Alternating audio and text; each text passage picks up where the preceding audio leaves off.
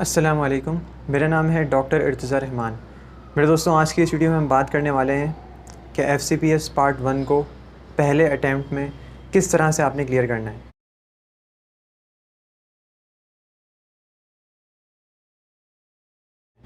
अब अगर आपको नहीं पता तो मैं बताता चलूँ कि मैं पहले अटैम्प्ट में एफसीपीएस पार्ट 1 को साइकियाट्री में अल्हम्दुलिल्लाह क्लियर कर चुका हूँ। तो मैंने क्लियर किया है, इसीलिए मैं अपनी स्ट्रेटजी आप लोगों से शेयर करना चाहता हूँ, क्योंकि जब मैं तैयारी कर रहा था तो मैंने ये सोच लिया था कि मुझे दूसरा अटैम्प्ट इंशाल्लाह नहीं देना, और मेरे पास फुल एंड फाइनल चांस ये पहले अटैम्प्ट में इसी अटैम्प्ट मुझे क्लियर करना है। तो मैं आप लोगों को वही मोटिवेशन, वही स्ट्रेटजी देना चाहता हूँ ताकि आप लोग भी इस स्ट्रेटजी से फ़ायदा उठाकर पहले अटैम्प्ट में अपना एफसीपीएस पार्ट 1 क्लियर कर सकें। तो देखें, मैं अपनी अगर बात करूं तो मैंने बाय हार्ट तैयारी की थी अपने एफसीपीएस पार्ट 1 की। तो मैं आपसे भी ये चाहता हूं कि दिल से आप लोग तैयारी करें, किसी शॉर्टकट का इंतखाब ना करें। तो वही स्ट्रेटजी मैं आपको बताने वाला हूं। देखिए, 3 महीनों की स्ट्रेटजी आपने बनानी है, 3 मंथ्स। मेरी अगर बात करें तो मैंने तो 6 महीने से पहले से ही तैयारी करना शुरू कर दी थी, तो क्योंकि मैंने आपको जिस तरह बताया कि मैंने अपने पास कोई ऑप्शन नहीं छोड़ा था। मैं बस चाहता था कि पहले अटेम्प्ट में ही मैं फ़ारिग हो जाऊँ, पहले अटेम्प्ट में ही क्लियर करूँ। लेकिन स्टिल मैं आप लोगों के लिए 3 मंथ्स की स्ट्रेटजी आसान कर देता हूँ, क्योंकि मैं समझता हूँ कि 3 मंथ्स भी अगर कोई तैयारी कर लेता है तो उसके लिए एफसीपीएस पार्ट 1 क्लियर करना पहले अटेम्प्ट में बहुत ज़्यादा आसान है। अगर आप पहले अटेम्प्ट दे चुके हैं तो इसका मतलब ये आप जो वीडियो देख रहे हैं तो इसके बाद आपका ये पहला अटेम्प्ट ही होगा। इस स्ट्रेटजी को फॉलो करेंगे आप तो ये आपके लिए पहला अटेम्प्ट ही होगा। तो देखिए, 3 मंथ्स की स्ट्रेटजी क्या है। 3 मंथ्स की स्ट्रेटजी ये है, सबसे पहले जो पहला महीना है उसको आपने डिवाइड करना है, फिर दूसरा महीना, फिर तीसरा महीना, यानी अपने 3 महीनों को आपने इस तरह स्ट्रेटजी डिवाइड करनी है। तो पहले महीने के अंदर आपने क्या करना है, देखिए, पहले महीने के अंदर आपने अपनी थ्योरी को जितना अच्छे से हो सके आपने क्लियर करना है। थ्योरी को अपनी बुक से क्लियर करना है, वो मैं आगे चल के बताऊंगा कौन सी बुक्स आपने पढ़नी है। और याद रहे कि ये स्ट्रेटजी तमाम लोगों के लिए है, चाहे वो गायनी के अंदर दे रहे हैं, पैथो के अंदर दे रहे हैं, रेडियो, मेडिसिन, सर्जरी, साइकेट्री, जिसके अंदर भी दे रहे हैं। ये जनरल स्ट्रेटजी तमाम लोगों के लिए, और जो बुक्स बताऊंगा वो भी इंशाल्लाह तमाम लोगों के लिए होगी। कुछ स्पेसिफिक्स साइकेट्री के लिए स्पेसिफिक होंगी, वो मैं आगे आपको बता दूँगा। तो पहले महीने में आपने थ्योरी अपनी क्लियर करनी है अपनी बुक्स से, और लेक्चर्स आपने सुनने हैं पहले महीने में जितना हो सके। तो बेसिक नॉलेज आप जितनी कलेक्ट कर सकते हैं पहले महीने में वो आपने कर लेनी है। उसके साथ साथ थ्योरी आपने क्लियर नहीं करनी, आपने साथ साथ पास्ट पेपर्स भी सॉल्व करने। जितने पुराने से पुराने पास्ट पेपर्स आपको मिल सकते हैं वो आपने इस फर्स्ट मंथ के अंदर अपने क्लियर साथ में करते रहने, ताकि आपको थोड़ा सा आइडिया हो जाए। अच्छा, एक मैं आपको बता दूं, आपको गलती ये नहीं करनी कि जो पास्ट पेपर्स आपको मिल रहे हैं बस आपको जो लगा आपने उसको जो है वो ठीक कर दिया, जो आपको गलत लग रहा है वो भी आपने स्किप कर दिया। नहीं, ये तरह आपने नहीं करना, वरना आगे जाके आपको प्रॉब्लम होगी। जो भी आपको पास्ट पेपर्स में से कंट्रोवर्शियल एमसीक्यूज़ मिलते हैं वो आपने पहले ही महीने में क्लियर करने हैं। उसको आप सर्च करें, फेसबुक पे आप सर्च कर लें, बहुत अच्छे ग्रूप्स बने हुए हैं। आप सिर्फ अगर सवाल ही टाइप कर देंगे ना अपना फेसबुक के ऊपर, या उसका कीवर्ड्स टाइप कर देंगे, तो वो फेसबुक की एल्गोरिथम ऐसा बना हुआ है कि आपको जब बार बार आप इस तरह करेंगे तो आपको वो सवाल में से कोई एक वर्ड भी अगर होगा तो वो एक वर्ड का क्वेश्चन भी आपको लाके दिखा देगा, जो लोगों की डिस्कशंस पहले से हुई हुई होंगी। तो पहले से अगर लोगों ने डिस्कशन की हुई तो आप अपना वक्त ज़ाया ना करें, उनके आंसर्स देख लें, जो उन्होंने आंसर्स जो है वो सजेस्ट किए हुए सीनियर्स ने या अपनी डिस्कशन से जो फाइनल किए हैं वो आप कंट्रोवर्शियल एमसीक्यूज़ के आंसर्स निकाल लें। तो कहने का मकसद ये, कंट्रोवर्शियल एमसीक्यूज़ के आंसर्स आप पहले ही महीनों के अंदर अपने हल कर लें, जितने भी आप पे जो है वो पास्ट पेपर्स कर रहे हैं उनमें से।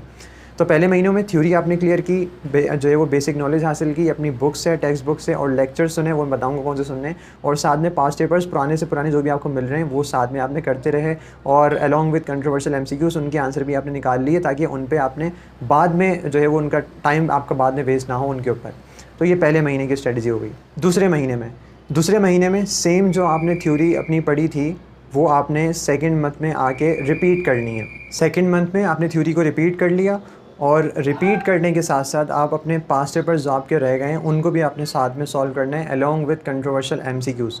तो जो पास्ट पेपर्स आपने पहले मंथ में नहीं किए थे अब वो सेकंड मंथ में आप स्टार्ट कर दें, और कंट्रोवर्शियल एमसीक्यूज़ हैं उनके आंसर भी आप साथ साथ जो है वो करते रहें। ये दूसरा महीना हो गया। थर्ड फाइनल मंथ में आप इंटर हो चुके हैं। अब तीसरे महीने को आपने डिवाइड कर लेना है 1 to 15 डेज़ में, और देन 15 to 30 डेज़ में, यानी तीसरा महीना हमारा 2 फेज़ में डिवाइड हो गया है। पहले दिन से लेकर 15 दिन तक आपने वही थ्योरी जो पहले महीने में पढ़ी थी उसको दूसरे महीने में रिवाइज़ किया था। अब इसको पहले से 15 दिन में आपने मज़ीद इसको दोबारा तीसरी दफ़ा रिवाइज़ करना है। देखिए, आप ज़ाहिर है जो पहले महीने में आपने पढ़ा था फिर दूसरे महीने में आपने एक मंथ में आराम से रिवाइज़ कर लिया था, अब तीसरे महीने में आप जो उसको कवर करेंगे तो 1 से 15 दिन में आराम से वो पूरा रिवाइज़ इंशाल्लाह हो जाएगा। तो आपने थ्योरी रिवाइज़ करनी है 1 to 15 days along with past papers, जो आपके मोस्ट इंपॉर्टेंट पास्ट पेपर्स हैं, जो रीसेंट पास्ट पेपर्स हैं वो। और फिर उसके बाद 15 दिन से लेकर 30 दिन तक आपने पास्ट पेपर्स मोस्ट लेटेस्ट करने हैं, यानी कि जो मोस्ट आपके लेटेस्ट जो प्रीवियस ईयर के हैं आपने सिर्फ उनके ऊपर फोकस करना है और ज़्यादा आपने पीछे नहीं जाना। ज़्यादा से ज़्यादा आप पिछले साल के या उसी साल के या एक साल पीछे के आप जो है वो कर सकते हैं, ज़्यादा पीछे आप नहीं जाएँ, बस वो हो चुके जो हो चुके हैं, ठीक है। तो लेटेस्ट आपने सॉल्व करने हैं 15 से लेकर 30 दिन तक, और लेटेस्ट MCQs के साथ साथ आपने थ्योरी के हाई यील्ड टॉपिक्स कवर करने, ठीक है। हाई यील्ड टॉपिक्स जो आप समझते हैं कि ये मोस्ट इंपॉर्टेंट टॉपिक हैं, और हर स्पेशलिटी के कुछ हाई यील्ड टॉपिक होते हैं। फॉर एग्जांपल साइकेट्री के हाई यील्ड टॉपिक क्या हैं, जैसे कि आपके न्यूरोलॉजिकल ट्यूमर्स हैं, ब्रेन ट्यूमर्स हैं, चाइल्डहुड ट्यूमर्स, एडल्टहुड ट्यूमर्स, इसके अलावा ब्रेन लीजन्स हैं और स्पाइनल कॉर्ड के लीजन्स हैं, ब्रेन के जो है वो लोब्स के हिसाब से लीजन्स हैं, और इसके अलावा न्यूरो फार्माकोलॉजी है। तो ये हाई यील्ड टॉपिक्स हैं, तो ये आप पास्ट पेपर्स के साथ आखिरी दिनों में कवर करेंगे, ठीक है। तो ये एक जनरल स्ट्रेटजी हो गई 3 महीनों की।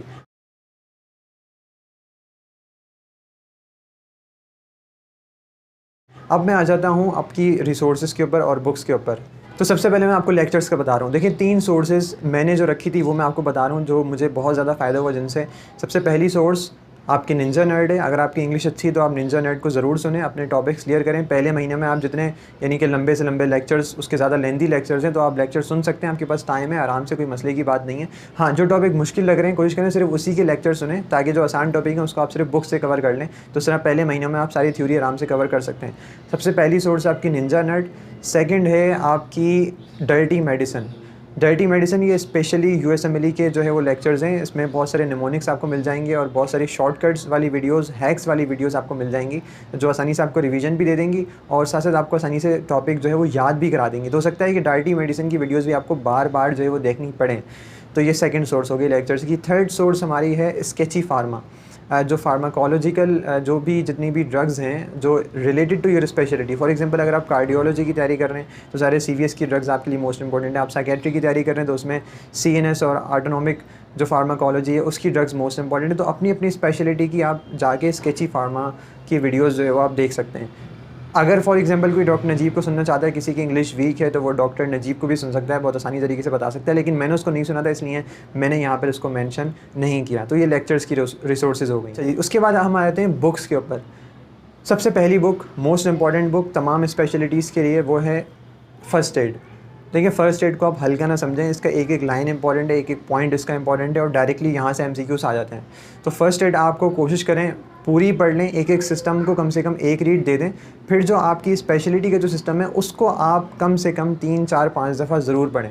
फॉर एग्जांपल हमारी साइकेट्री का जो है वो है न्यूरो का चैप्टर और साइकेट्री का चैप्टर जो फर्स्ट एड में, तो उसको मैंने कोई 5 से 6 दफ़ा पढ़ दिया था और मैं उसको खा गया था, समझा, मैं उसको घोल के पी गया था कि वहाँ से अगर कोई MCQ आता तो मैं गलत नहीं करता। और अल्हम्दुलिल्लाह मेरा गलत कोई MCQ नहीं हुआ जो भी फर्स्ट एड से आया, क्योंकि मैं उसको घोल के पी गया था। तो आपने अपनी स्पेशलिटी के चैप्टर बार बार पढ़ने। अगर आप कार्डियोलॉजी से हैं तो CVS के चैप्टर बार बार पढ़ेंगे इसी तरह।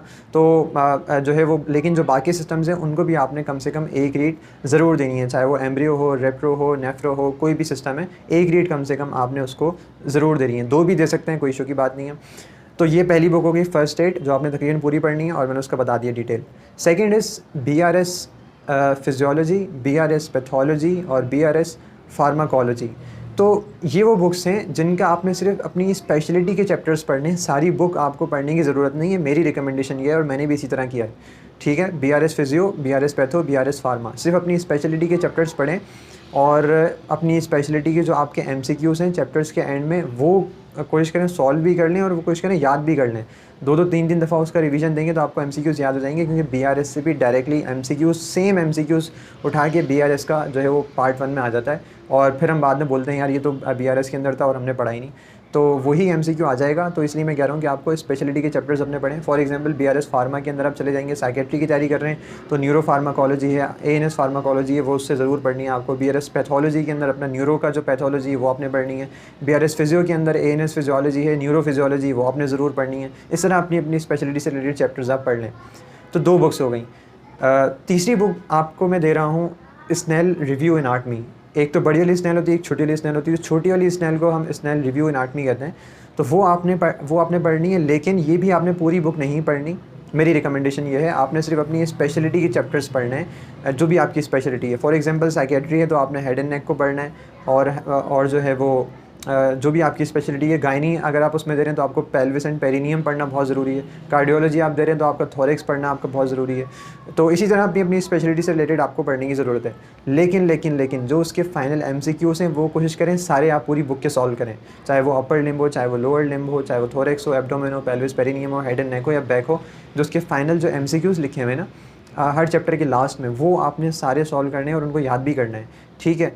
क्योंकि वो भी MCQ मैंने देखे हैं पार्ट 1 में, बाज़ लोगों को ये पता नहीं होता, वो MCQs भी उठा के पार्ट 1 में एज़ इट इज़ जो है वो रख दिया जाता है।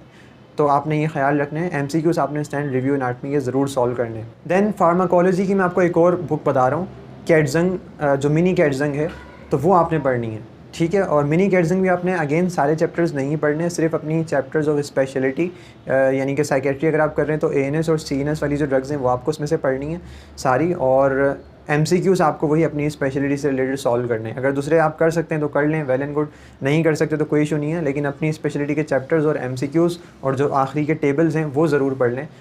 तो इंशाल्लाह, क्योंकि कैटजंग से भी MCQs डायरेक्टली उठा के दे दिया जाता है और मैंने कैटजंग के MCQs भी पार्ट 1 में देखे हैं। बहुत सारे ऐसे MCQs हैं जो कंट्रोवर्शियल होते हैं और लोगों को पता ही नहीं हो रहा होता है इसका जवाब क्या है, लेकिन वो सीधा MCQ कैटजंग से उठाया हुआ होता है और उसका आंसर भी वहीं मौजूद होता है। तो इसलिए कैटजंग को भी आपने हल्का नहीं लेना, उसी तरह पढ़ने इस तरह मैंने आपको बताया।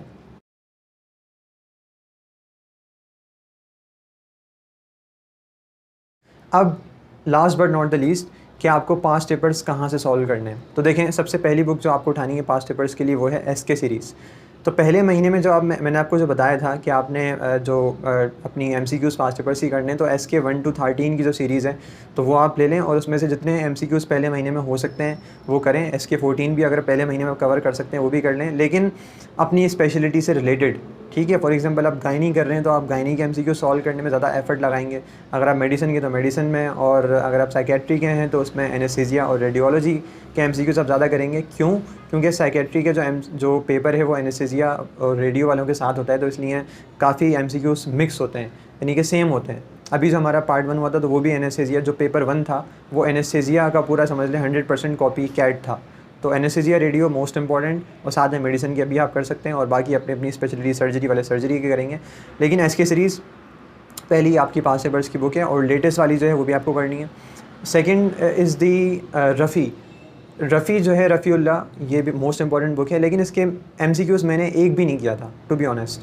और बाज़ लोग कहते हैं कि MCQs करने चाहिए, लेकिन मैंने एक भी नहीं किया, उसके बावजूद भी पहले अटेम्प्ट में अल्हम्दुलिल्लाह क्लियर कर लिया। तो उसके सिर्फ जो पॉइंट्स हैं ना, रफ़ीउल्लाह के जो पॉइंट्स लिखे हुए हैं चैप्टर वाइज, वो आपने सारे A to Z करने हैं, सारे चैप्टर्स के सारे पॉइंट करने हैं और 2-2 3-3 दफ़ा करने।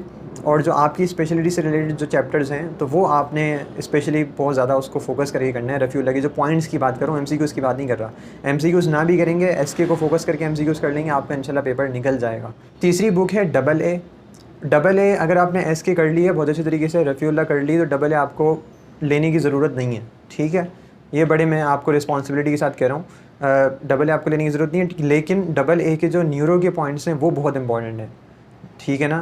तो वो आप ज़रूर करें, और वो आपको वैसे ही फेसबुक पे अगर आप सर्च करेंगे तो आपको न्यूरो के पॉइंट्स मिल जाएंगे, या किसी से भी आप ले सकते हैं। सिर्फ न्यूरो के हेड एंड नेक के पॉइंट्स जो हैं सिर्फ वो आप कर लें, और बहुत अच्छे से समराइज़ करके AA में लिखे हुए हैं, और बाकी सारा आपका इंशाल्लाह रफ़ी से और SK से कवर हो जाएगा। तो सिर्फ न्यूरो के पॉइंट्स AA से करें, बाकी पास्ट पेपर्स आप SK और रफ़ी के पॉइंट्स से आपके इंशाल्लाह कवर हो जाएंगे। और फाइनली साइकेट्री के लिए जो बुक है, वैसे तो सिर्फ पास्ट पेपर साइकेट्री के इंपॉर्टेंट है, बाकी क्वेश्चंस आपको नहीं करने। तो एक ही बुक है, वो है ज़ीशान मसूद साइकेट्री।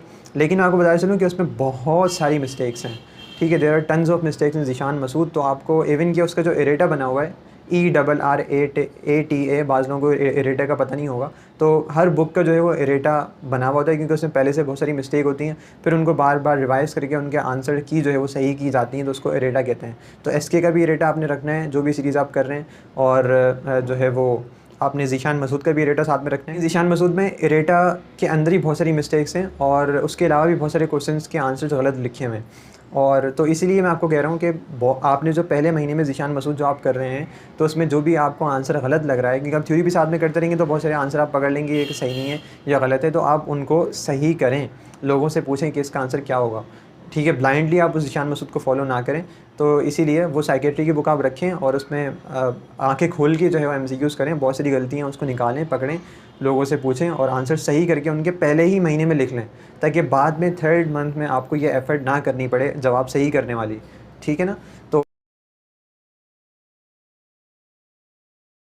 तो इस तरह इंशाल्लाह आप करेंगे, फॉलो करेंगे तो पूरी उम्मीद है कि आपका FCPS पार्ट 1 क्लियर हो जाएगा। Last but not the least, 5 वक्त नमाज़ों की पाबंदी करें, दुआओं का एहतमाम करें, दुआएं बहुत ज़्यादा करें। मैंने मेहनत बहुत कम की थी, मॉर्निंग जॉब के साथ मैंने पार्ट 1 की तैयारी की थी, लेकिन साथ में मैंने नमाज़ों का एहतमाम अल्हम्दुलिल्लाह वो तो वैसे भी करते हैं, लेकिन दुआओं का एहतमाम बहुत ज़्यादा किया, बहुत ज़्यादा अल्लाह से मांगा, रो रो के मांगा, और अल्हम्दुलिल्लाह दुआएं जो होती हैं वो इम्पॉसिबल को पॉसिबल बना देती हैं। तो दिस वाज़ माई स्ट्रेटजी। उम्मीद है आपको इंशाल्लाह से फ़ायदा होगा, और अगर फ़ायदा हो जाए या आप समझते हैं किसी और को फ़ायदा हो सकता है तो वीडियो को शेयर ज़रूर करें और चैनल को सब्सक्राइब ज़रूर कीजिएगा, ताकि आगे आने वाली वीडियोज़ भी आपको इंशाल्लाह मिल सकें। अस्सलामु अलैकुम, अल्लाह हाफ़िज़।